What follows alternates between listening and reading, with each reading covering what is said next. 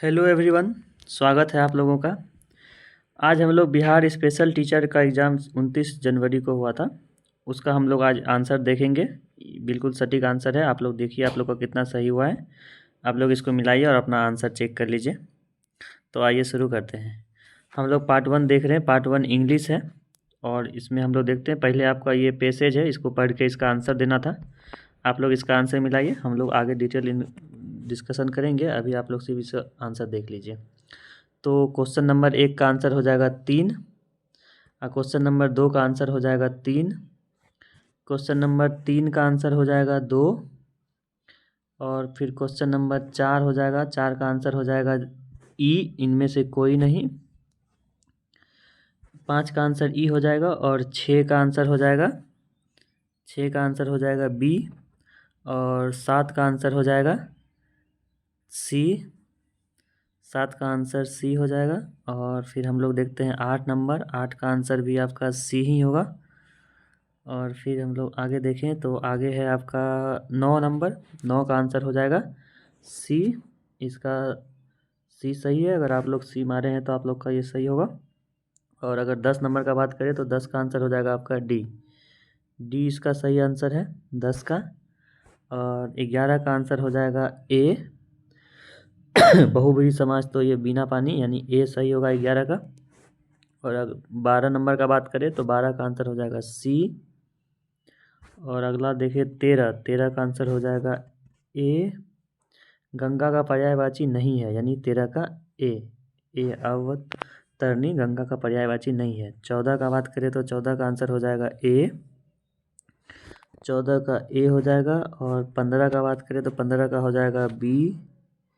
15 का बी हो जाएगा। और अगर अब आगे देखते हैं 16 का हो जाएगा 16 का हो जाएगा सी।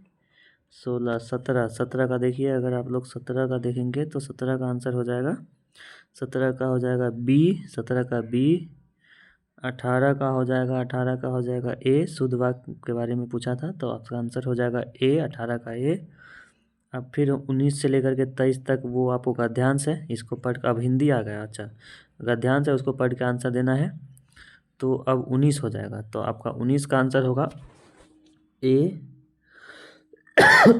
सॉरी, 19 का आंसर हो जाएगा ए। 20 का आंसर हो जाएगा बी।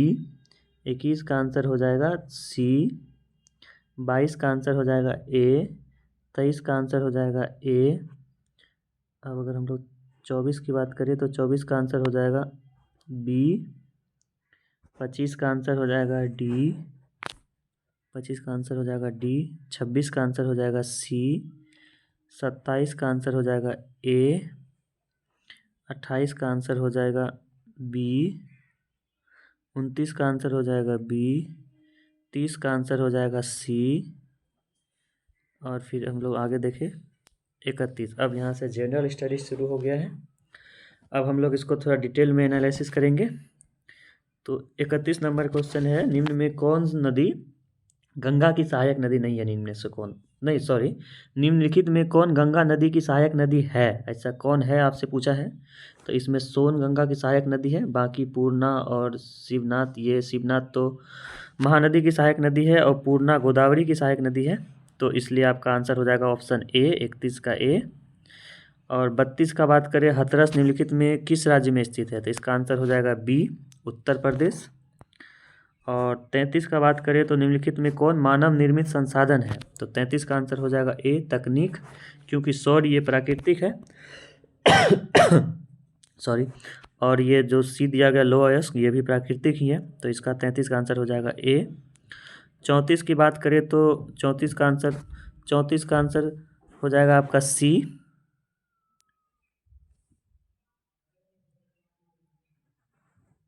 सॉरी, 34 का आंसर आपका डी हो जाएगा। आप लोग थोड़ा इसको डिटेल से देख लीजिएगा। हमको तो सी लग रहा था लेकिन नहीं, इसका आंसर डी होगा। तो इसका आंसर डी हो जाएगा। आप लोग इसको थोड़ा एक बार देख लीजिएगा। 35, अगर 35 की बात की जाए तो 35 का आंसर हो जाएगा डी। वृक्ष निम्नलिखित में से क्या देता है? तो इसका आंसर हो जाएगा लकड़ी, फल, ये क्या है? इस हिसाब से आपका आंसर डी हो जाएगा 35 का। और 36 की बात करें तो 36 का आंसर भी आपका डी ही होगा, क्योंकि 36 ने पूछा कि निम्नलिखित में कौन जूट का उत्पादक है, तो बांग्लादेश है, भारत है, इसलिए आंसर हो जाएगा 1 से अधिक यानी डी। अगला क्वेश्चन देखें, निम्नलिखित में कौन इस्पात उत्पादक केंद्र है, तो इसका आंसर हो जाएगा सी यानी दुर्गापुर।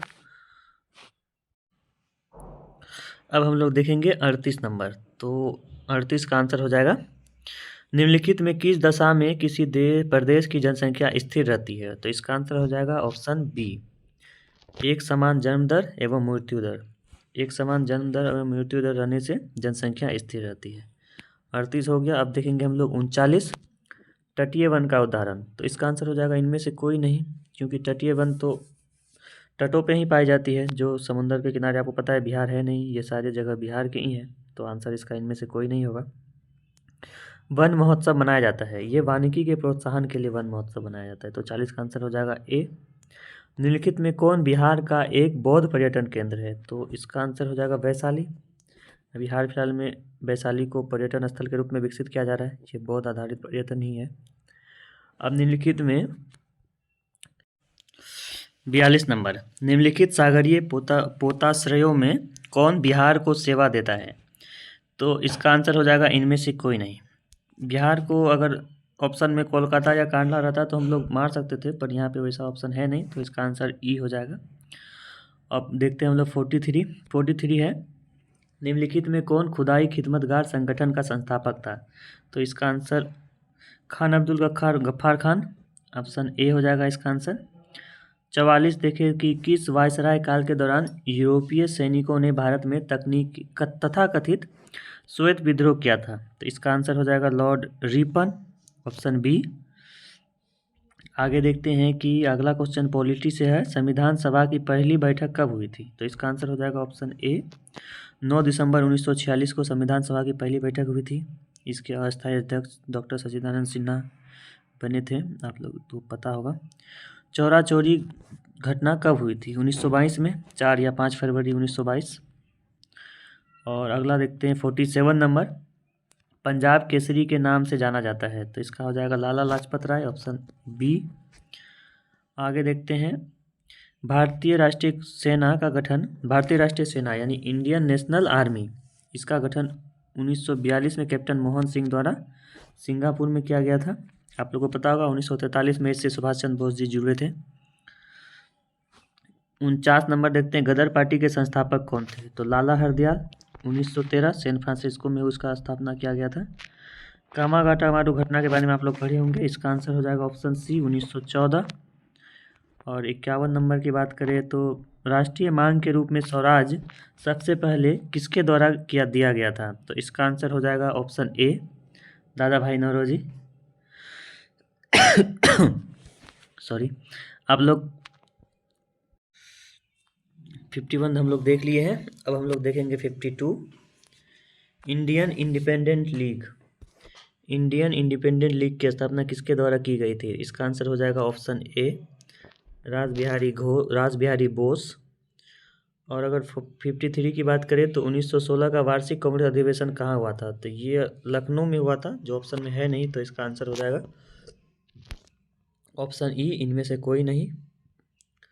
54 नंबर में है, बिहार प्रांतीय किसान सभा शुरुआत में पटना जिला किसान सभा की स्थापना किस वर्ष हुई थी, तो इसका आंसर हो जाएगा 1928। स्वामी सहजानंद सरस्वती के द्वारा इसका स्थापना किया गया था। ऐसे ही इसका स्थापना 1929 में हुआ था सोनपुर में, लेकिन अगर यहाँ पटना जिले में किसान सभा की शुरुआत की बात किया तो 1928 में इसका सही आंसर है। 4 मार्च 1928 को इसका स्थापना हुआ था। और आगे देखते हैं, आगे है 55 नंबर कि निम्नलिखित में भारत में कानून निर्माण करने वाली सर्वोच्च संस्था कौन सी है, तो इसका आंसर हो जाएगा ऑप्शन ए, संसद। और फिर 56 नंबर देखें तो भारत के संविधान का अनुच्छेद 1 देश को बनाता है, तो इसका आंसर हो जाएगा भारत का संघ यानी यूनियन ऑफ स्टेट भारत है अनुच्छेद 1 के तहत। 57 है, संसद का उच्च सदन क्या कहलाता है, संसद का उच्च सदन तो राज्यसभा कहलाएगा, ऑप्शन सी। अगला देखते हैं 58 नंबर, राज्यसभा में 12 सदस्यों को कौन मनोनीत करता है, इसका आंसर हो जाएगा आपका राष्ट्रपति, ऑप्शन बी। आगे देखते हैं 58 हो गया है, अब 59 देखेंगे। संविधान सभा में कितने सदस्य थे? प्रारंभ में तो संविधान सभा में 389 सदस्य ही थे, बाद में विभाजन के बाद 299 बचा था। आप लोग पढ़े होंगे। और 60 नंबर है, भारतीय संविधान द्वारा मौलिक अधिकार दिया गया, किसको दिया गया? तो इसमें आप यहाँ पे ऑप्शन के हिसाब से समस्त देशवासियों को मार सकते हैं, पर कुछ अधिकार है जो केवल भारतीय नागरिकों को ही प्राप्त है, पर इसका आंसर ऑप्शन ए ही सटीक है। तो इसका आंसर ऑप्शन डी ए ही सही माना जाएगा। अब हम लोग देखते हैं 61 नंबर। 61 में है कि निम्नलिखित में से भारतीय संविधान की विशेषता क्या है? तो इसका आंसर आपका सी होगा, शक्ति का पृथक्करण, ऑप्शन सी। अब अगला देखते हैं 62 नंबर। 62 है, 62 है कि न्यायपालिका विवादों का समाधान करने के लिए तंत्र यानी कार्यविधि प्रदान करती है। तो इसका आंसर हो जाएगा इनमें से एक से अधिक, क्योंकि किसी भी तरह का विवाद हो, चाहे नागरिक और सरकार से संबद्ध विवाद हो, केंद्र राज्य के मध्य विवाद हो, दो राज्यों के मध्य विवाद हो, सब न्यायालय में ही जाता है। तो इसका आंसर हो जाएगा ऑप्शन डी, यानी एक से अधिक। लोकसभा का संचालन कौन करता है? तो इसका आंसर हो जाएगा आपका अध्यक्ष। लोकसभा का अध्यक्ष लोकसभा का संचालन करता है। लोकसभा में कितने सदस्य मनोनीत किए जाते हैं? तो इसका आंसर हो जाएगा अब इनमें से कोई नहीं। पहले 2 सदस्य मनोनीत किया जाता था लेकिन आपको पता होगा कि हाल ही में 104वां संविधान संशोधन के द्वारा 2019 से ही अब लोकसभा में मनोनयन का जो प्रावधान था उसको समाप्त कर दिया गया है। तो 64 का आंसर हो जाएगा ई, इनमें से कोई नहीं। 65 है, कानूनी विवादों के समाधान का सबसे अच्छा रास्ता क्या है? इसका सबसे सटीक आंसर हो जाएगा न्यायालय जाना, यानी ऑप्शन ए। 65 हो गया। अब हम लोग देखेंगे 66। देश में सरकार असमानता का अंत कैसे सुनिश्चित कर सकती है? तो इसका आंसर हो जाएगा उपयुक्त में से एक से अधिक, क्योंकि कानून के द्वारा भी कर सकता है, आर्थिक सहायता के द्वारा भी कर सकता है, आरक्षण के द्वारा भी कर सकता है। तो इस तरह से नियम बना के सरकार सुनिश्चित कर सकती है असमानता को। 66 का हो गया। अब हम लोग देख लेते हैं 67। भारत में सरकार के कितने स्तर है? तो अभी आप लोगों को पता है कि भारत में 3 स्तरीय सरकार होता है। एक से केंद्र के स्तर पे, फिर राज्य के स्तर पे, फिर ग्राम पंचायत भी एक तरह का गवर्नमेंट ही है। तो इसका आंसर हो जाएगा ऑप्शन सी, यानी 3 हो जाएगा इसका आंसर, ऑप्शन सी। आगे देखते हैं भारत के प्रथम राष्ट्रपति। तो डॉक्टर राजेंद्र प्रसाद भारत के प्रथम राष्ट्रपति थे। आप लोगों को पता होगा 24 जनवरी 1950 में संविधान सभा द्वारा डॉक्टर राजेंद्र प्रसाद को भारत का राष्ट्रपति चुन लिया गया था। वो 1962 तक पद पर थे, सबसे लंबे टाइम तक यही रहे हैं। और आगे देखते हैं 69 नंबर। 69 नंबर में है, निम्नलिखित में से सरकार द्वारा सामाजिक न्याय स्थापित करने वाला प्रयास कौन सा है? तो इसका आंसर हो जाएगा, इसका आंसर भी आप लोगों का ऑप्शन डी हो जाएगा, एक से अधिक। छात्रवृत्ति द्वारा भी सामाजिक न्याय हो सकता है, भूमि देकर भी, रोजगार द्वारा भी। इसका आंसर हो जाएगा ऑप्शन डी। आगे देखते हैं 70 निम्नलिखित में कौन सा मौलिक अधिकार नहीं है? तो समानता का अधिकार तो मौलिक अधिकार है, स्वतंत्रता का अधिकार भी मौलिक अधिकार है, तो लेकिन ये संपत्ति का अधिकार जो है ये मौलिक अधिकार अब नहीं है। प्रारंभ में था, लेकिन ये 44वां संविधान संशोधन के द्वारा इसको 1978 में हटा दिया गया है। तो अब हम लोग देखेंगे 71। इसका आंसर आपका बी हो जाएगा 70 का। अब 71 देखते हैं, हमें पर्यावरण से क्या प्राप्त होता है? तो इसका आंसर तो आपका डी हो जाएगा, एक से अधिक। वायु, भूमि, भोजन, पर्यावरण से हमें सभी मिलते हैं। 71 का हो जाएगा डी। अब आगे बात करें 72 का, तो 72 में है पर्यावरण में क्या प्राकृतिक नहीं है? अच्छा, क्या प्राकृतिक नहीं है इसके बारे में बात कर रहा है, तो इसका आंसर हो जाएगा बी। 72 का हो जाएगा बी, जैव मंडल प्राकृतिक नहीं है। बाकी पार्क हो गया, सड़क हो गया, ये सभी प्राकृतिक ही हैं। और फिर आगे देखते हैं 73 नंबर। 73 है, परितंत्र में सभी जीवधारी किसके साथ क्रिया करते हैं? तो इसका आंसर हो जाएगा एक से अधिक, क्योंकि ये जीवधारी परस्पर भी क्रिया करते हैं। परस्पर मतलब आपस में भी क्रिया करते हैं, रासायनिक कारक से भी क्रिया करते हैं और भौतिक कारक से भी क्रिया करते हैं। तो इसका आंसर हो जाएगा ऑप्शन डी, यानी 73 का डी। 74 हो जाएगा, किस प्रकार की वृद्धि पर्यावरण के लिए हानिकारक है? तो इसलिए आपका आंसर यहाँ पे हम लोग जनसंख्या वृद्धि को हानिकारक मान सकते हैं। 74 का हो जाएगा बी। 75 का हो जाएगा, विश्व की सबसे गहरी खदान किस देश में है? तो इसका आंसर हो जाएगा दक्षिण अफ्रीका में विश्व की सबसे गहरी खदान है, ये 4 किलोमीटर गहरी है। आप लोग देख लीजिएगा। और है पृथ्वी की त्रिज्या, ये हो जाएगा 6371 किलोमीटर। 6371 किलोमीटर पृथ्वी की त्रिज्या, ऑप्शन बी सही है। 77 नंबर देखें, तो किस प्रकार के सेल में जीवाश्म पाए जाते हैं? तो इसका आंसर हो जाएगा अवसादी चट्टान, अवसाली सेल। बाकी कायांतित हो गया या फिर अग्नि हो गया, इसमें जीवाश्म नहीं पाया जाता है। कायांतित और अग्नि में नहीं पाया जाता है, इसका अवसादी चट्टान, अवसादी सेल इसका आंसर हो जाएगा, यानी ऑप्शन बी। द्रवित मैग्मा किस प्रकार का सेल बनता है? तो इसका आंसर हो जाएगा द्रवित मैग्मा आग्नेय सेल बनता है, यानी ऑप्शन ए। अब हम लोग देखेंगे 79 किस पेट्रोलियम उत्पाद का उपयोग सड़क बनाने में होता है? तो इसका आंसर हो जाएगा बिटुमिन, यानी ऑप्शन सी। आगे देखते हैं हम लोग 80 नंबर, वायु में उपस्थित किस गैस का प्रतिशत सर्वाधिक होता है? तो आप लोगों को पता होगा, ये इसका आंसर नाइट्रोजन हो जाएगा 78%। दूसरा नंबर में O2 ऑक्सीजन होता है 21% समथिंग।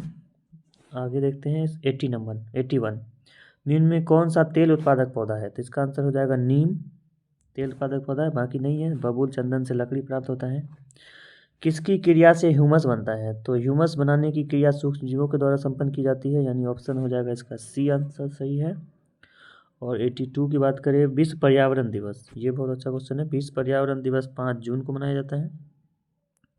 वनों की कटाई से बढ़ता क्या बढ़ेगा? वनों की कटाई से क्या बढ़ेगा? तापमान बढ़ेगा, कार्बन डाइऑक्साइड की मात्रा बढ़ेगी, प्रदूषण का स्तर बढ़ेगा, यानी एक से अधिक आंसर हो जाएगा डी।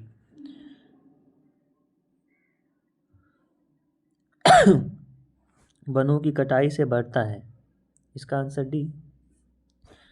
अच्छा, रेड डाटा बुक किसका रिकॉर्ड है? सभी संकटग्रस्त प्राणियों का।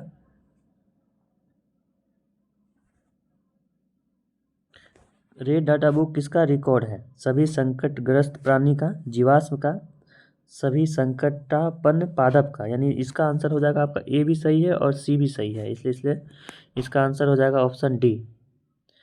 तो रेड डाटा बुक में संकटापन्न प्राणी भी होता है और पादप भी होता है, इसलिए आप लोग थोड़ा ध्यान रखिएगा। कन्फ्यूजन हो सकता है कि उसमें सिर्फ प्राणी रहता है, पर ऐसा नहीं है। उसका आंसर हो जाएगा प्राणी भी और पादप भी।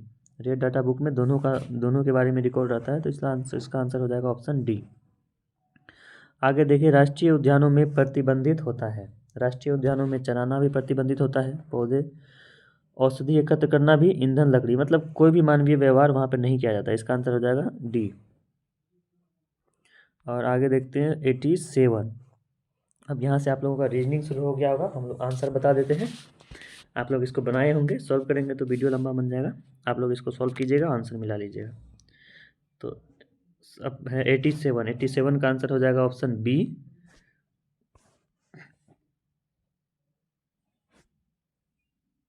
सॉरी, 87 का आंसर हो जाएगा सी। 87 का आंसर हो जाएगा सी। अब हो जाएगा 88 का आंसर हो जाएगा बी। 89 का आंसर हो जाएगा आपका, हो जाएगा इसका आंसर ए।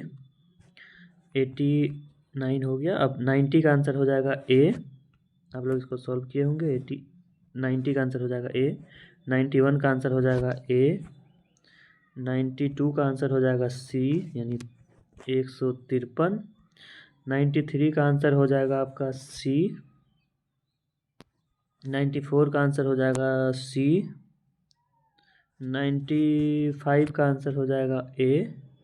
96 का आंसर हो जाएगा बी, पिता सही आंसर हो जाएगा। 96 के बाद बच्चा आपका आ गया 97 का आंसर हो जाएगा सी। 98 का आंसर हो जाएगा बी, यानी 25 इसका राइट आंसर है। 98 हो गया। 99 का आंसर हो जाएगा ए। 99 हो गया। अब हो जाएगा अपना 100 का आंसर हो जाएगा सी। 101 यानी 101 का आंसर हो जाएगा बी, रविवार। 102 का आंसर हो जाएगा बी, यानी बी एन ई। 103 का आंसर हो जाएगा 3। 103 का आंसर हो जाएगा सी। 106 का आंसर हो जाएगा सी। 107। अच्छा, हम लोग ये देखे क्या? अच्छा सॉरी 102 हो गया था, अब 103 देखना था। 103 का आंसर हो जाएगा सी हो जाएगा, 103 का आंसर हो जाएगा सी। 104 का आंसर हो जाएगा ए। 105 का आंसर हो जाएगा बी। 106 का आंसर हो जाएगा सी। 106 का आंसर हो जाएगा 106 का आंसर हो जाएगा सी। 107 का आंसर हो जाएगा सी। 108 का आंसर हो जाएगा सी। 108 का आंसर हो जाएगा सी। 109 का आंसर हो जाएगा ए। 110 का आंसर हो जाएगा सी। 111 का आंसर हो जाएगा सी। 112 का आंसर हो जाएगा ई में से कोई नहीं, आप लोग इसको सॉल्व कर लीजिएगा। ये क्लॉक से क्वेश्चन है, सॉल्व कर लीजिएगा। इसका आंसर हो जाएगा इनमें से कोई नहीं। 113 का आंसर हो जाएगा बी। 114 का आंसर हो जाएगा डी। एक से अधिक इसका आंसर सही है। 114 का हो जाएगा आंसर डी, आप लोग इसको नोट कर लीजिएगा, डी सही है। और फिर बचा क्या 115। 115 का आंसर हो जाएगा डी।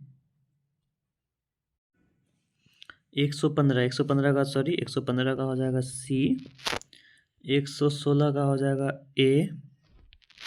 117 का हो जाएगा बी। 118 का हो जाएगा ए। 119 का हो जाएगा सी। अच्छा, यहाँ से अब साइंस शुरू हो गया है, आइए इसको देख लेते हैं हम लोग। समतल दर्पण के पीछे के भाग में किस तरह का लेप लगाया जाता है? इसका आंसर हो जाएगा सिल्वर कोटिंग किया जाता है, यानी ऑप्शन सी। 120 है, प्रकाश का अधिकांश भाग निम्नलिखित में से किससे परावर्तित होता है? इसका आंसर हो जाएगा अपारदर्शी, यानी ऑप्शन हो जाएगा ए। तो 120 का हो जाएगा अपारदर्शी से सबसे ज़्यादा परावर्तित होता है। 121 का हो जाएगा ए, तारामंडल है। काल पुरुष निम्न में से क्या है? यानी इसका आंसर हो जाएगा तारामंडल, ऑप्शन ए 121 का। 122 का है, कुछ कुछ पीला प्रतीत होने वाला ग्रह निम्नलिखित में से कौन है? तो इसका आंसर हो जाएगा ऑप्शन सी शनि ग्रह। और फिर 123 है, 20 डिग्री सेंटीग्रेड में ध्वनि की चाल, यानी ऑप्शन सी 340 मीटर पर सेकेंड। और फिर बचा 124। 124 हो जाएगा, सूर्य के निकटतम दूरी पर रहने वाला ग्रह निम्न में से कौन सा? यानी बुध, ऑप्शन सी। एक हर्ट्ज निम्न में से किसके बराबर होता है? यानी ऑप्शन ए 1 कंपन प्रति मिनट के बराबर होता है। शुक्राणु तथा अंडाणु संलयन आमतौर पर निम्न में से कहाँ होता है? तो इसका आंसर हो जाएगा आपका फैलोपियन ट्यूब, यानी डिम्ब वाहिनी हिंदी में इसको कहते हैं, ऑप्शन बी हो जाएगा इसका। 127 का हो जाएगा आपका बी युग्म कोश। निषेचन के उपरांत निर्मित कोशिका को क्या कहते हैं? इसे जायगोट कहते हैं, यानी युग्म कोश। सिंथेटिक तंतु निम्न में से कौन होते हैं? यानी इसका आंसर हो जाएगा उपयुक्त में से एक से अधिक। इसमें अस्थायी, आर्थिक, मितव्ययी, इसलिए इसका आंसर एक से अधिक सटीक आंसर है, यानी ऑप्शन डी। 129 है, निम्नलिखित पॉलीकार्बोनेट का प्रयोग निम्न में से किसे बनाने में पॉलीकार्बोनेट का प्रयोग किया जाता है? इसका आंसर भी आपका डी हो जाएगा, उपयुक्त में से एक से अधिक।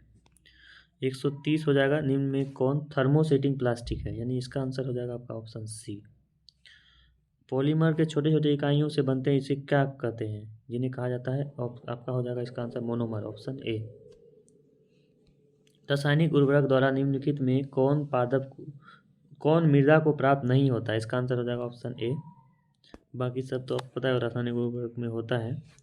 गेहूं की फसल कटाई के बाद अनाज के बाद अनाज को पौधों से अलग करने की विधि को क्या कहते हैं? इसका आंसर हो जाएगा मड़ई, ऑप्शन बी। अब हम लोग देखेंगे, ये करंट का सवाल है, 139 नंबर। 21 से 24 अप्रैल 2025 में संयुक्त राज्य अमेरिका के उपराष्ट्रपति भारत के दौरे पर आए थे, उनका नाम क्या है? इसका नाम हो जाएगा option B JD Vance, option 139। अब देखते हैं 140 नंबर।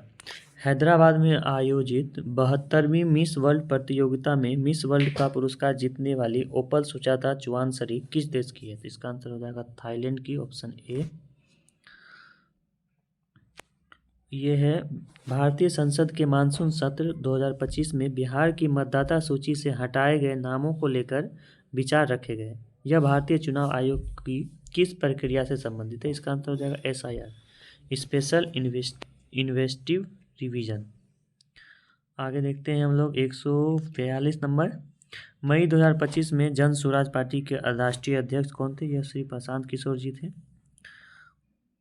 143 का माधवपुर गुजरात में है, निम्न में किसके लिए प्रसिद्ध है? इसका आंसर हो जाएगा ऑप्शन 4, उपयुक्त में से एक से अधिक। 144 है, निम्न में भारतीय बजट 2025 की प्रमुख विशेषता कौन सी थी? इसका आंसर हो जाएगा ऑप्शन ए, विकास को गति देने पर ध्यान केंद्रित करना केवल। अब है 145, ये है, निम्न में से किस देश ने जून 2025 में अपनी सभी न्यायाधीशों की न्यायाधीशों को निर्वाचित किया है? तो आप लोग पढ़े होंगे इसको करंट अफेयर में, इसका आंसर मेक्सिको हो जाएगा, ऑप्शन ए। 146 है, अखिल भारतीय पीठासीन का 50वां सम्मेलन जो हुआ है, तो इसका आंसर हो जाएगा ऑप्शन बी, पटना में। अब हम लोग देखते हैं 147 की 147 नंबर क्वेश्चन है, भारतीय अंतरिक्ष अनुसंधान संगठन 2026-27 में चंद्र नमूना प्रक्षेपण वापसी के लिए कौन सा मिशन तैयार कर रहा है? इसका आंसर हो जाएगा आपका चंद्रयान 4, ऑप्शन बी। अब देखते हैं हम लोग 148 है कि निम्नलिखित में कौन सा वर्ष भारत को एक विकसित राष्ट्र बनाने का लक्ष्य वर्ष है? तो 2047 तक हम लोगों का लक्ष्य है विकसित राष्ट्र बनने का, यानी इसका आंसर हो जाएगा ऑप्शन सी। आगे देखते हैं 149, रसायन विज्ञान में 2024 का नोबेल पुरस्कार किसने जीता था? 2024 के नोबेल के बारे में पूछा है, तो इसका आंसर हो जाएगा उपयुक्त में से एक से अधिक, क्योंकि यह Nobel David baker, John jumper और डेमिस हसबी तीनों को दिया गया था। इसका आंसर हो जाएगा ऑप्शन डी। अगला और लास्ट क्वेश्चन देखते हैं, 7वां खेलो इंडिया यूथ गेम 2025 में बिहार का क्रम क्या था? आपको पता होगा ये गेम बिहार में ही हुआ है, तो इसमें बिहार का क्रम था 15वां, तो इसका आंसर हो जाएगा ऑप्शन सी। तो इस तरह से हम लोगों ने 1 से लेकर के 100 तक सभी क्वेश्चंस को देख लिया है और आज का सबसे सटीक आंसर हम लोग दिए हैं। आप लोग देखिए कि आप लोगों का कितना नंबर आ रहा है, और आप लोगों को अगर वीडियो अच्छा लगा हो तो वीडियो को शेयर कीजिए, लाइक कर दीजिए। मिलते हैं नेक्स्ट वीडियो में, तब तक के लिए धन्यवाद। जय हिंद।